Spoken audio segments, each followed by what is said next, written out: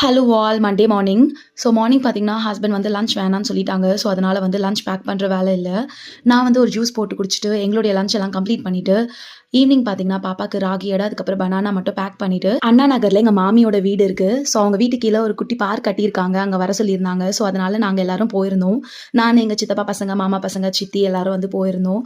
பாப்பாவுமே பார்த்தீங்கன்னா ரொம்ப என்ஜாய் பண்ணாங்க. எல்லாத்துலேயுமே வந்து விளையாடினாங்க பயமே இல்லாமல். ஸோ அவளுக்கு வந்து ரொம்ப ஜாலியாக இருந்துச்சு போல். நானும் வந்து குழந்தைங்க மாதிரி விளையாடிட்டு இருந்தவங்க கூட எனக்குமே ஜாலியாக இருந்துச்சு.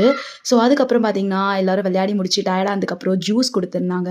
நாங்கள் ஜூஸ் குடிச்சிட்டு அப்படி எங்கள் மாமி வீட்டில் போயிட்டு டிஃபன் சாப்பிட்டு நைட் டீ குடிச்சிட்டு அங்கேருந்து கிளம்பும்போது டைம் வந்து 8:30 ஆயிடுச்சு. ஸோ அங்கேருந்து வெளியில் வந்து ஆட்டோ ஏறதுக்கு கொஞ்சம் தூரம் நடந்து வரணும். ஸோ அதனால் நடந்து வரும்போது வீடியோஸ்லாம் எடுத்துகிட்டு நடந்து வந்துட்டு இருந்தோம். வீட்டுக்கு வந்ததுமே பார்த்தீங்கன்னா பாப்பா டயர்டில் தூங்கிட்டாங்க. ட்ரெஸ் கூட சேஞ்ச் பண்ணவே விடலை. நைட்டில் பார்த்தீங்கன்னா கால் வலின்னு அழுதுகிட்டே இருந்தாங்க. கண்டிப்பாக இந்த பிரச்சனை நைட் வரும்னு தெரியும். அதனால முன்னாடி விக்ஸ்லாம் எடுத்து வச்சுட்டு தான் படுத்தேன். விக்ஸ் போட்டு கால் அமுக்கி விட்ட பிறகு தான் நிம்மதியாக தூங்குனாங்க.